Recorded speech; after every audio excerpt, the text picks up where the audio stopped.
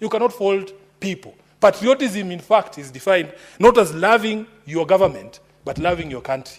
And when things are wrong, Honorable Speaker, we have a right to say that they are wrong. The politics of Kenya is very divisive. You know, people here pontificate as if the result had been different, Honorable Speaker. Can we honestly all guarantee that there would have been restraint on all of us, that we would not have over-celebrated to the annoyance of those who don't believe in our quest? Nobody can give you that guarantee. People are allowed to celebrate or to cry or to whatever, express themselves as much as they wanted. But I know Raila Odinga. Raila Odinga is the most insulted political leader in Kenya. Every single day you wake up, he's trending on Twitter, he's trending on Facebook, he's a headline in at least 3 newspapers per week. He doesn't appear to be faced by any of those things because he understands you have to have a thick skin as a political leader in this space. If you put yourself out in the public, you can expect people to be insulted. To insult you. Therefore, Honorable Speaker, there are people who want to use this so-called celebration in Nyeri.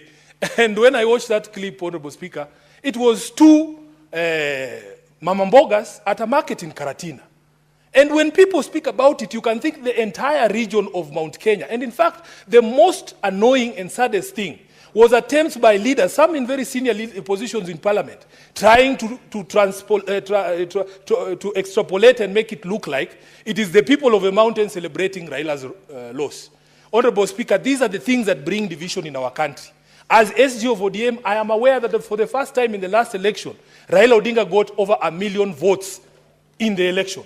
You cannot tell me that those million people who are in Mount Kenya can be dumped or lumped into those who do not support the politics of Raila Odinga. These are the things we must do. We must speak in a way that ensures we remain cohesive as a society and we don't marginalize anyone. Honorable Speaker, I want to conclude by speaking to the speculation. There's people who want to put words into Raila's mouth.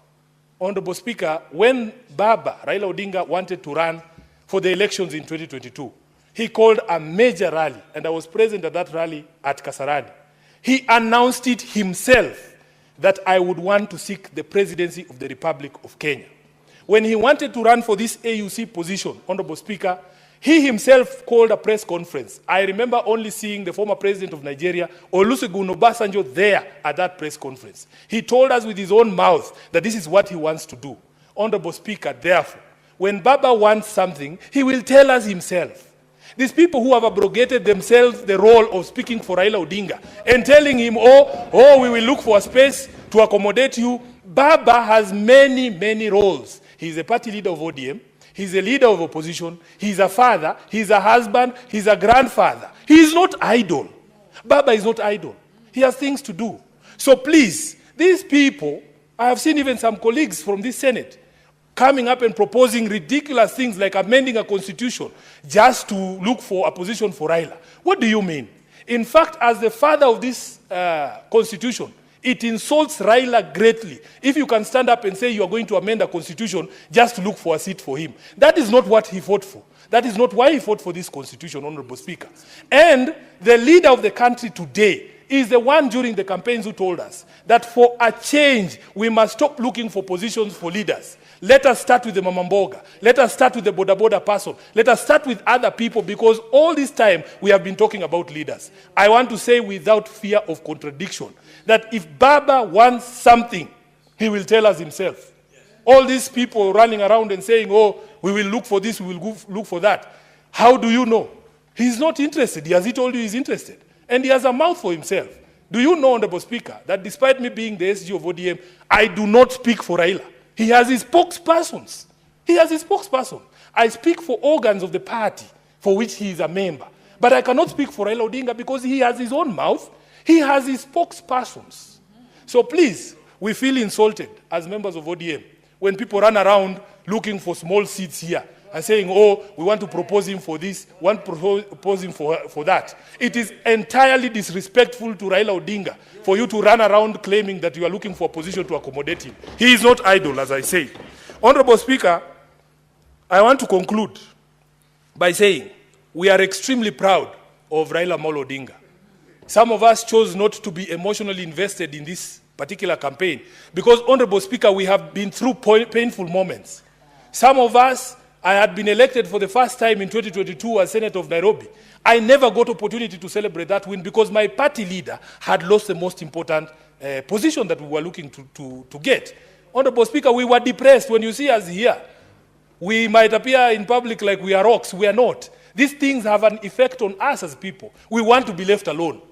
We want to be left alone, Honorable Speaker, and we want people to respect our father. We want people to respect Raila Odinga.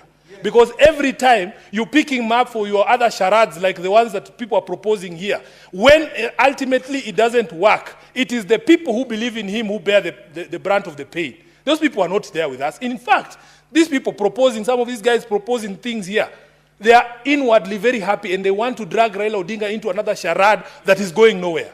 We want to tell the people of Kenya that it is only you are the ones with the power to determine the future of Baba Raila Odinga. Nobody has the right to tell anyone in this country to retire or to come out of politics. You are not the one who put him into politics.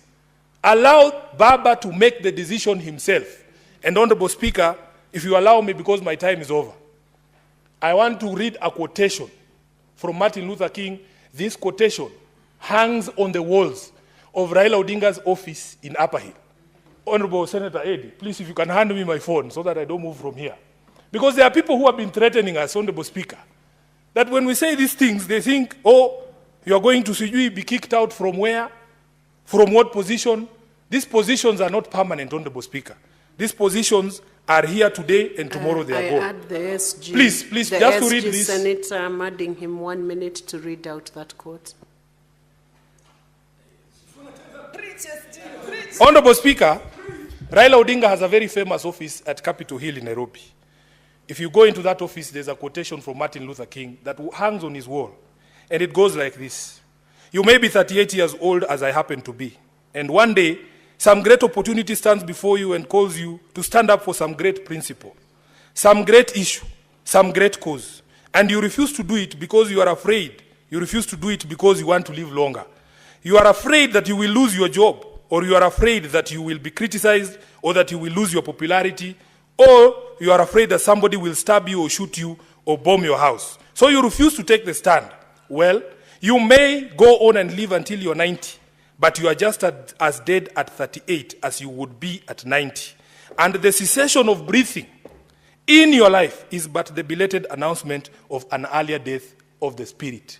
Honorable Speaker, those people who have been wagging this AU thing on our faces and gagging us, that thing has now been taken. We are unshackled. We are going to speak. I thank you.